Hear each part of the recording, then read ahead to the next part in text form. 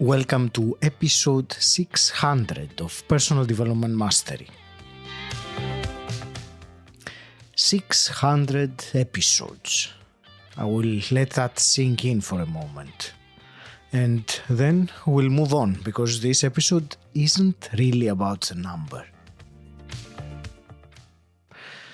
Over the course of this podcast, I have asked almost every single guest the same question. If you could go back in time and meet your 18-year-old self, what's one piece of advice you would give them? I have collected hundreds and hundreds of answers. Today, you are going to hear 12 of them. These are outliers, not what I was expecting to hear. And because of that, they stayed with me. Some of them will make you laugh. Some will stop you in your tracks. And at least one, I promise you, will resonate and stay with you longer than you think. If you could go back in time and meet your 18-year-old self, what's one piece of advice you would give them? Let's begin. Yeah, don't go to college.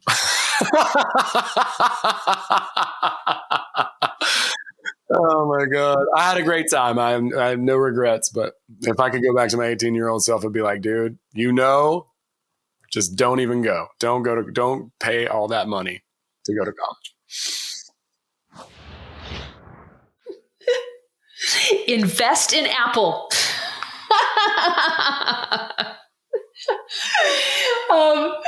Quickly followed by really everything always works out for you and you are going to love your life.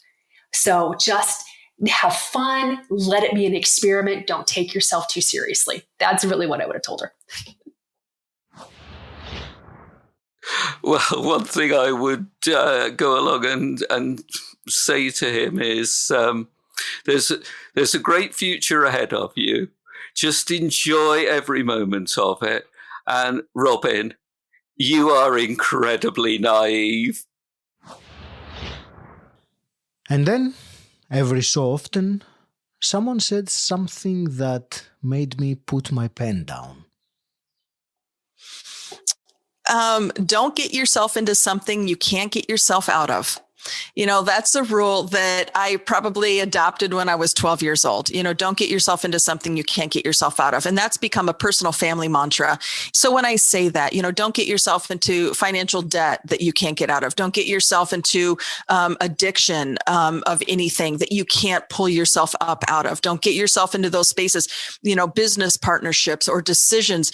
So really living by that mantra, as long as you can make the decision and you can enter in with conviction, just make sure that it's something that you can get yourself out of. And I think just having that awareness has been a saving grace in my life. For an example, when I was 19 years old, I rented a U-Haul. I moved out of state with the premise of, if it doesn't work out and I don't like it, guess what? I can rent a U-Haul and I bet I can move back. So that's an example of, making a decision to do something big, but knowing that I always had an out.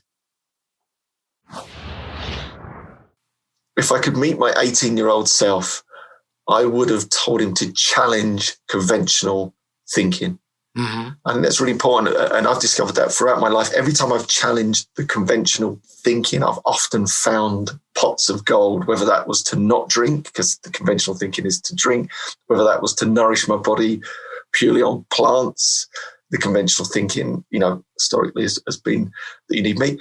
All of these things consistently, I think, and as an 18-year-old, I was a professional footballer. I wish I'd had the courage, again, to challenge all of the ideas that were being thrown at me and actually research and find out what was really working, because I think there was probably a real opportunity to have trained in a different way that could have accelerated my career in all sorts of different directions. I didn't quite have that courage or that confidence as an 18-year-old. So, yeah, that would definitely be the advice.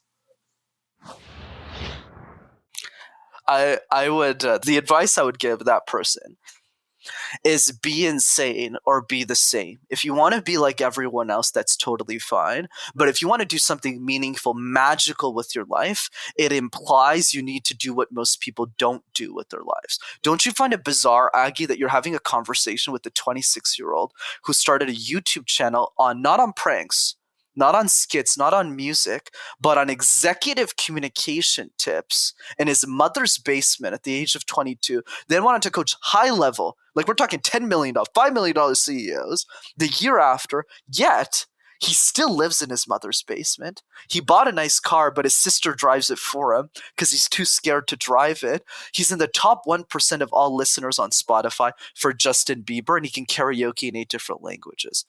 That's the point, Aggie. When every decision in your life makes sense to the only person that it should, which is you, you're probably making the right decisions.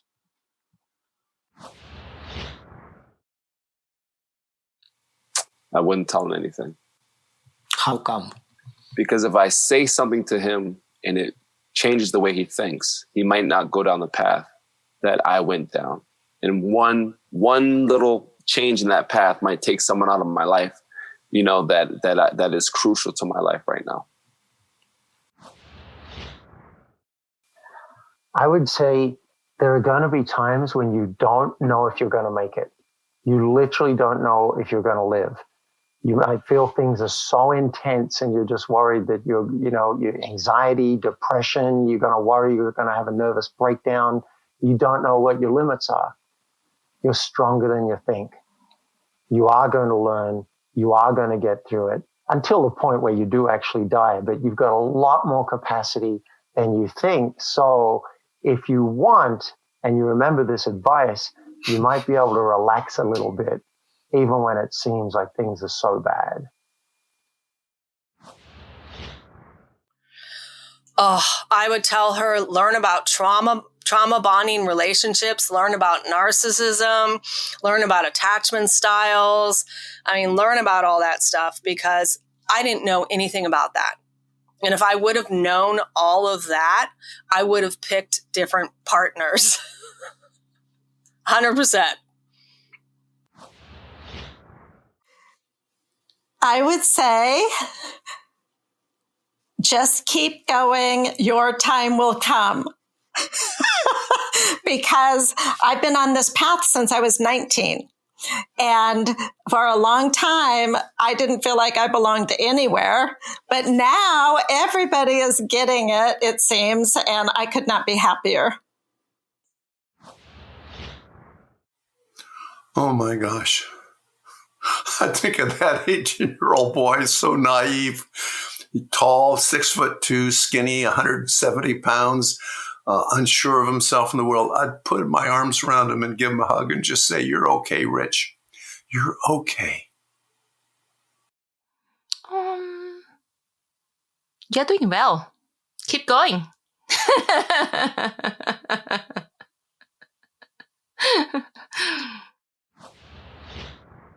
You just heard 12 answers to one question from 12 different people at 12 different points in their lives. And yet, somehow, the final voice said it all for them. You're doing well. Keep going. That's what 600 episodes of this podcast have been trying to say to you in every possible way. Thank you for being here. I'm Aggie Keramidas, and this is Personal Development Mastery.